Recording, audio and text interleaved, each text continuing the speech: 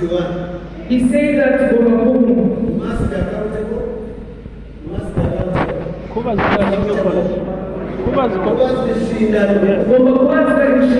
And you must think big.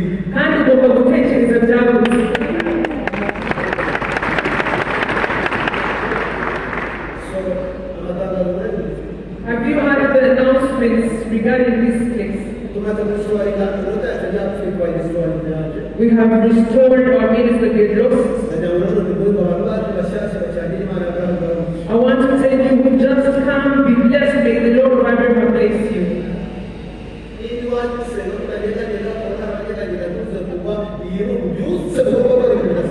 If you back at your church, usually stand still and you see people moving around, please do not backslide because of this. This is revival.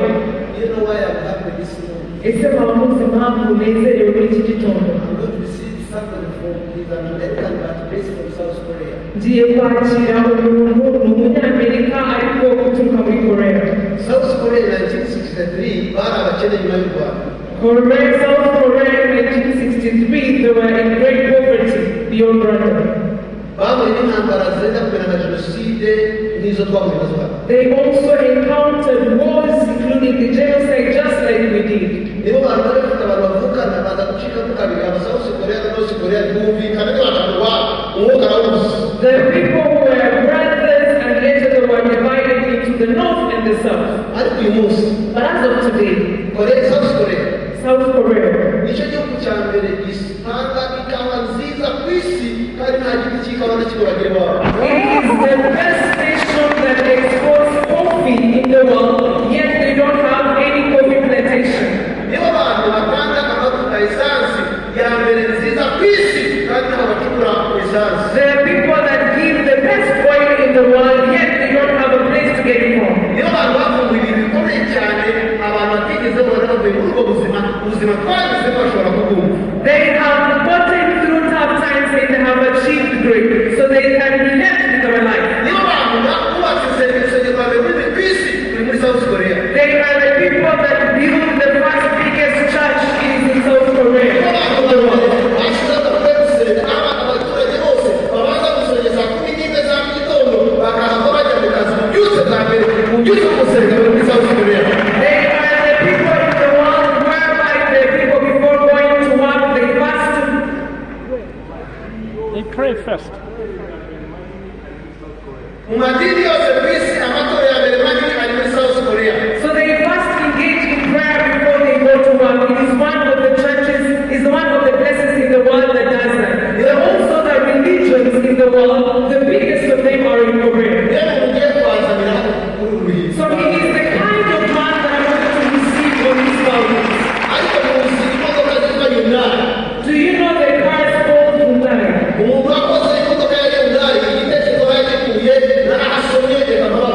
The person who worked or who made that, who manufactured that car, I know where they got the thought from. Let me tell you.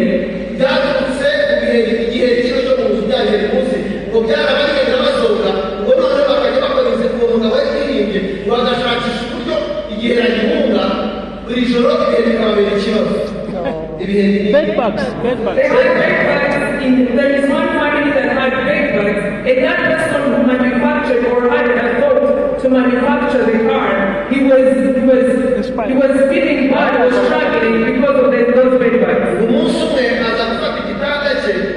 agishyira ibihe mu mazi birapfa ashyira mu kantu hano n'ahariya kuburyo igitanda cye cyane mu mazi mu bihe bitamurya ngo ariko igihe kikajya cyurira urukuta kikagenda cyajya hejuru y'aho biri kikirekura kikamanuka kiramurya. So one day he made up a boat and broke buckets, put water in them, and then put his bait so that the sons of the bait were all in buckets because we know that bed bugs, they die when they're in water. So they used to rise them and then they reached at the top of the bed, they fell down. igihe kidafite ubwenge n'ikiri mu mubiri kuki gishobora gukora ibi ngibi atangira yerekwa akora imodoka za Hyundai zahanze ku isi. He reached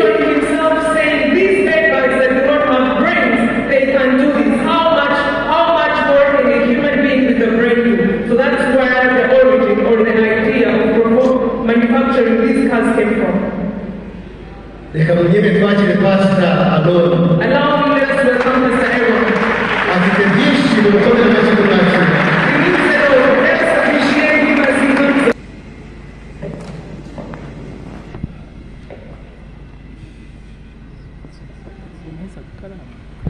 Hallelujah. It is my honor to be with you this morning.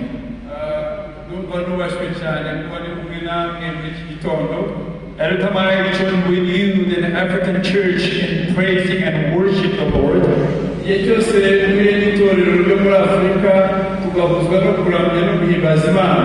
I know, I feel the anointing of the Holy Spirit is always right there.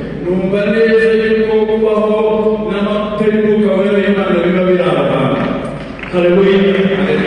If you have a Bible with me, please open your Bible. 1 Kings chapter 18.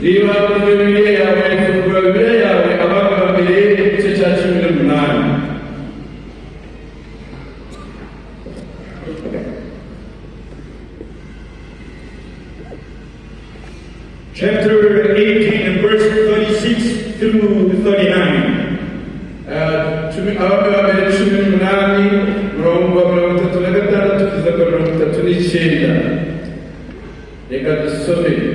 At the time of sacrifice, the prophet Elijah stepped forward and prayed, O Lord God of Abraham and Isaac and Israel, let it be known today that you are God in Israel, that I am your servant and have done all these things at your command.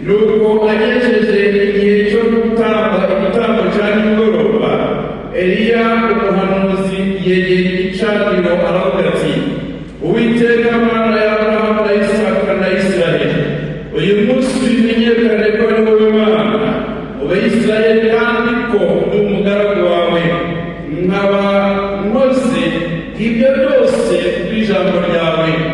Nyumvira Uwiteka, nyumvira, kugira ngo abo bantu bebe bamenye ko ari wowe Mana kandi ko ari wowe ugarura imitima yabo. Uwo mwanya umuriro w'Uwiteka uramanuka utwika igitambo cyoswa n'inkwi n'amabuye n'umukungugu, ukamya amazi yari mu ruhavu yose, maze abantu bose babibonye bikubita hasi bubamye baravuga bati, Uwiteka niwe Mana, Uwiteka niwe Mana. Hallelujah. Hallelujah. This morning, the thousands of people that are here in this audience, Iki gitondo abizera bose bahuriye munsi y'inyubako, we have not gathered for another conference. ntabwo twahujwe n'ikindi giterane, We have not gathered for entertainment. ntabwo twaje mu myidagaduro, We have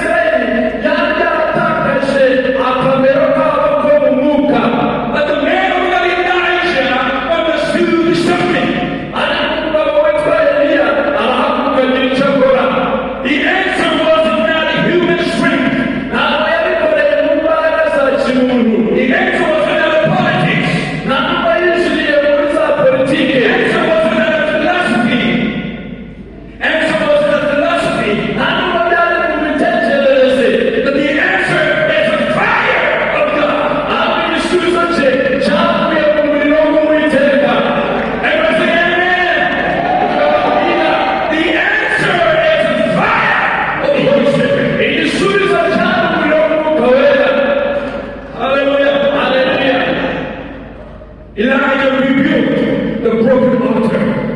nusa Eliya arangije asana igicaniro cyari cyarasenyutse, And then he prayed. arangije arasenga. Now a long prayer. Ntabwo ari amasengesho usanzwe yasenze, Now a complicated prayer. ntabwo byari isengesho rigoye, But just a prayer full of faith. ahubwo byari isengesho ryo kwizera. Oh God, Aravuga ngo Mana yacu, send the fire right now in this place. urebe Yesu umuriro wawe nonaha aha hantu. Very simple word of prayer. Ijambo ryoroheje That's all we need this morning here. nuko natwe twabikoze muri iki gitondo. Oh God, Mana yacu, send the fire over this land right now in Jesus' name. ohereza umuriro wawe muri iki gihugu cy'u Rwanda mu izina rya Yesu. Everyone say amen. Hanyuma tukavuga twese Oh God, send the fire over Nation Rwanda. Mana yacu, ohereza umuriro wawe muri iki gihugu cy'u Rwanda. Hallelujah. Haleluya. The Bible says, oh, suddenly Hanyuma ijambo ry'Imana rivuga ko kandi the fire came down from heaven. umuriro uvuye mu ijuru. Bible says, suddenly. Bibiliya ivuga ko muri ako kanya, Do you hear me? The word that I'm speaking to you this morning. ese turanyumva ijambo ririmo kubabwira muri iki gitondo. When Mary prayed, Mary said, oh God, send the fire. And then Bible says, suddenly.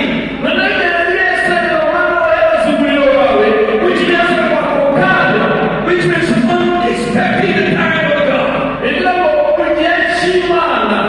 the fire came down from heaven.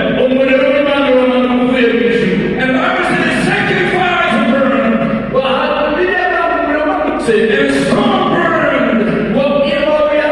And then dust burned. And the water disappeared. And the whole nation fell down on its face and cried.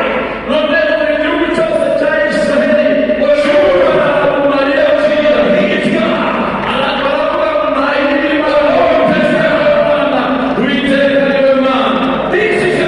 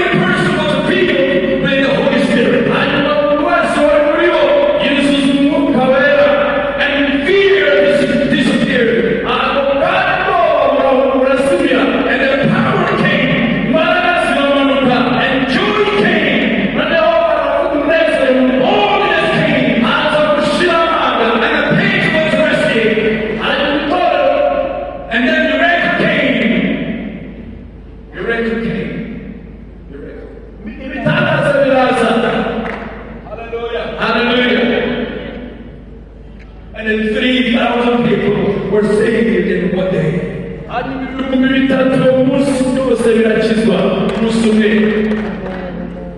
And the church was born in the fire.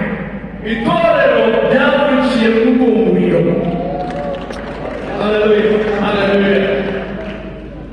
My dream and my prayer is that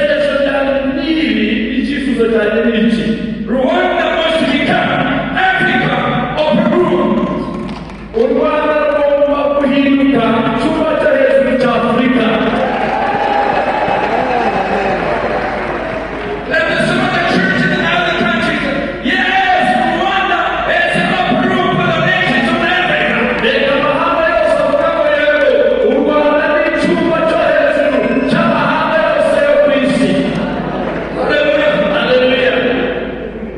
What is Rwanda becoming you upper room by the name of Jesus Christ? And say, we are to be like Rwanda, which you want to have to be in a place. What is it? Have open today over here in this place. And so we are to be like, is you really coming to see what you are? We say, we should do what we need to do. Hallelujah, hallelujah. What is the Holy Spirit fall down upon each one of the all men and women of God? And so we are here, umwuka w'Imana akatumurikira, buri muntu wese wicaye kuri uru rusengero, ururimi rw'umuriro rukamugaho. But if the Holy Spirit comes upon mothers and fathers in this nation, Rwanda, and say, bibaye, umwuka w'Imana akamurikira, buri mugabo n'umugore, buri mupapa n'umumama. But if the Holy Spirit rests upon the evangelists and the worshipers, and say, murimurikire, abavuga ubutumwa n'abaramyi. What if Rwanda become an nation filled with the power and fire of the Holy Spirit? And say that they are going to u Rwanda rwose rwuzuye umuriro n'umwuka wera w'Imana. Hallelujah, hallelujah. I want to say, but if the revival begin here in Rwanda and spread across the continent in Africa, and say that they are going to ububyutse buhereye hano mu Rwanda bugakwirakwira muri Afurika yose. South Korea is a literal testimony of what I'm talking about, the revival break out. Korea y'Amajyepfo ni imwe mu buhamya bw'ibyo ndimo kubabwira muri aya masaha. Hallelujah, hallelujah. Let the fire fall down here this morning in this place. Reka umuriro w'Imana umanuke aha hantu muri iki gitondo. I want to say, are you ready? Reka rwose mwiteguye. Let the fire come down here, this huge congregation this morning. Reka umuriro w'Imana umanuke umanuke mu materaniro y'urusengero muri iki gitondo. I am talking about here, today, now. Nasema wewe uyu munsi ahantu nonaha. Hallelujah, hallelujah. Everybody repeat to me. Here.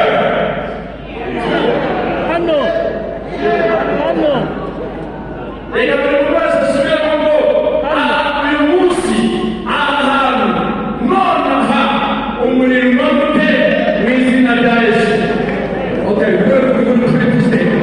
Here, today, now. Tugiye gusubiramo ahantu uyu munsi nonaha. Are you ready? Here. Today. Now. Nonaha.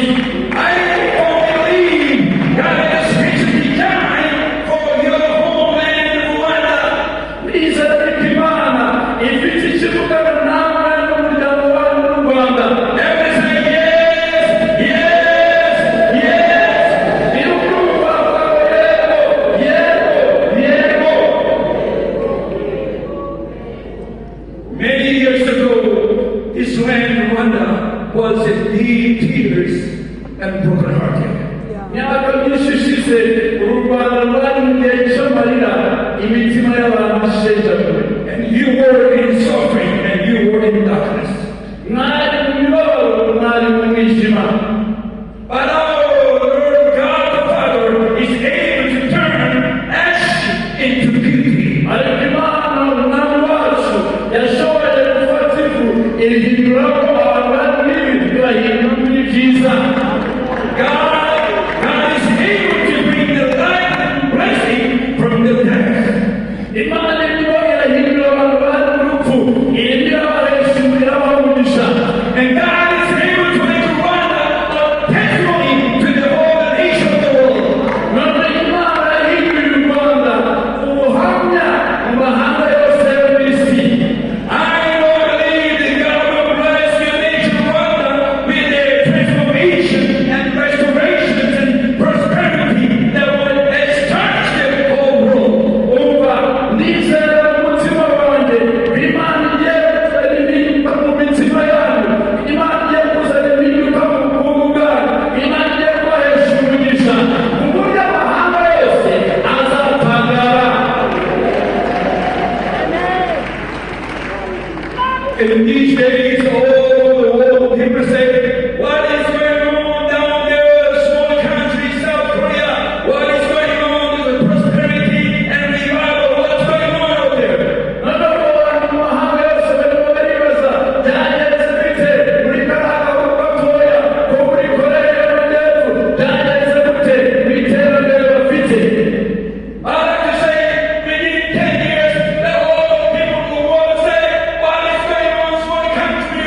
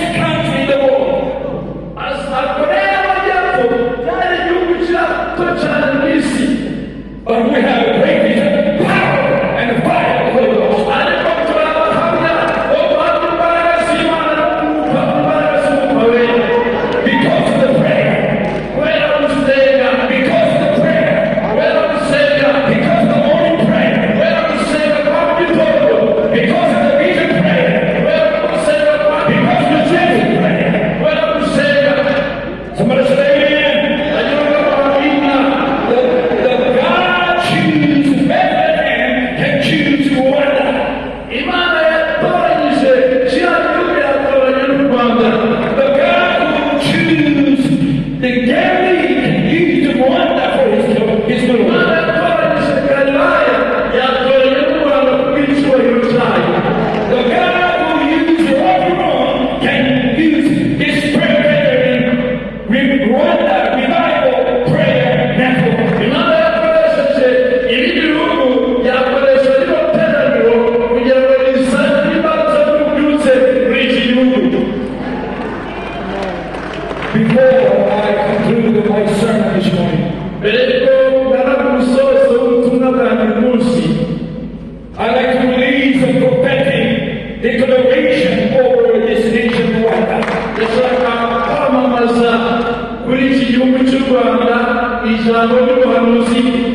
For preparing this sermon, I spent more than a month just one sermon.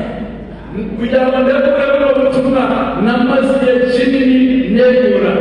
I try to hear what God speaks to you through the sermon that I'm going to prepare. Ndashaka kumva icyo Imana ishaka kuvugana nawe binyuze mu butumwa narimo gutegura. I clearly heard what the Holy Spirit spoke to me that I needed to deliver this prophetic declaration for your church in Rwanda. Nateza abatumuka bareba n'icyaje kumbwira kugira ngo mbashe kwandika iri jambo ry'ubuhanuzi rigiye gutangaza muri iki gihugu cy'u Rwanda. Are you ready to receive it? Yakira. I see the pastors are burning with the fire of the Holy Spirit. I see the pastors are burning with the holy fire. Ndimo ndabona abantu buzuye umwuka wera. Umuriro w'umwuka wera wishyurirwa. I see the churches in Rwanda at the feet of the prayer. Ndabona itorero ry'u Rwanda ryuzuye umwuka wo gusenga. I see the young people in Rwanda, they preaching the gospel. Ndabona urubyiruko rw'u Rwanda bahagurutse mu mihanda bamamaza ubutumwa bwiza. I see them leading worship of Jesus Christ. Ndimo ndabona abaramyi baramya Kristo. I see the children prophesying. Ndimo ndabona umwuka wo guhanura uzamuka. Haleluya. I see the missionary leading Rwanda for every nation of the world. Ndabona abavugabutumwa barenga imipaka bajya mu mahanga bajya mu butumwa bwiza busabe. Haleluya. I see the African touch by the Rwanda missionary. Ndimo ndabona umubano weza abamisiyoneri muri Afurika. I see that Europe is touched by the Rwanda missionary. Ndimo ndabona Uburayi bwakira abamisiyoneri baturutse mu Rwanda. I see the America touched by the fire and revival of the Rwanda missionary. Ndimo ndabona umuriro wo guhembuka n'ububyutse muri Amerika utwawe n'abavugabutumwa b'Abanyarwanda. I see the Asia touched by the fire of the Rwanda missionary. Ndimo ndabona Aziya ikoreshwa n'umuriro uturutse muri iki gihugu cy'u Rwanda. Haleluya. I see the nation saying, Ndimo ndabumva amahanga avuga ngo surely God is among the people of Rwanda. ukuri Imana iri kumwe n'Abanyarwanda. Haleluya. Over here in this pulpit, I'd like to say this to you. Mpagaze kuri iki gituti ndumva nababwira aya magambo. Surely, surely, surely, God is among the people of Rwanda. Imana iragendagenda mu Banyarwanda. Hallelujah. Haleluya. We need a spirit of Elijah. Umwuka wa Eliya. We need a spirit of Pentecost. Dukeneye umwuka wa Pentekote. Hallelujah. Haleluya. Let us pray until heaven answers. Reka dusenge kugeza igihe ijuru rizasubiza. Let us pray until the fire comes. Reka dusenge kugeza igihe umuriro w'Imana uzamuka. Let us pray until the wind blows. Reka dusenge kugeza igihe umuyaga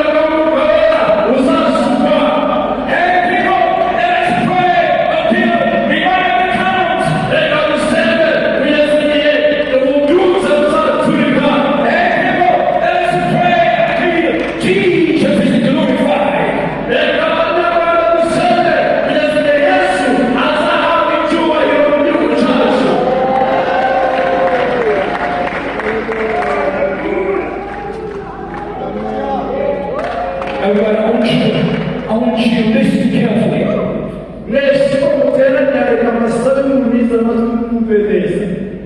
History of the world is changed, is written by praying people. Hallelujah.